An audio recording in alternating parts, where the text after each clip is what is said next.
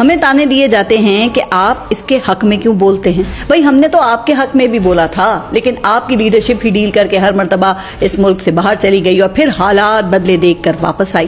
لیکن اگر کوئی شخص جیل کاٹ رہا ہے اور ڈیل کرنے کے لیے تیار نہیں ہے، اس کا موقف اب درست ہے یا غلط ہے، وہ اس سے پیچھے ہٹنے کو تیار نہیں ہے، وہ کہتا ہے کہ میں ساری عمر جیل میں رہنے کو تیار ہوں، اور اس کے جو سپورٹرز ہیں نہ صرف پاکستان میں بلکہ پوری دنیا میں موجود ہوں اور اس کی قید کو ناانصافی سمجھتے ہوں، تو کیا اس پر بات بھی نہ کی جائے؟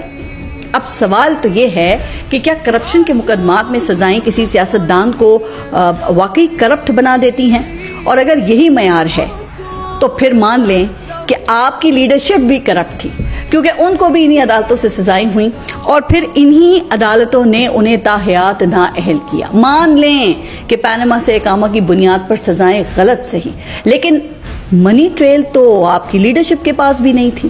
اس کے باوجود جب ہواؤں کا رخ بدلا تو انہی عدالتوں نے شریف خاندان کو بری کیا، جو آج پھر وفاق اور پنجاب میں برسر اقتدار ہیں.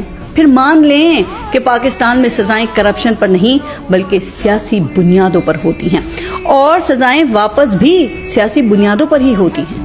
اگر یہی ہواؤں کا رخ عمران خان کی طرف ہوتا تو یہ توشہ خانہ، عدت اور سائفر جیسے مقدمات بن ہی نہ پاتے. قوم 190 ملین پاؤنڈ نامی مقدمے سے ہی نا واقف ہوتی، اور ملک ریاض صاحب شاید کراچی کے بحریہ ٹاؤن کا افتتاح فرما رہے ہوتے.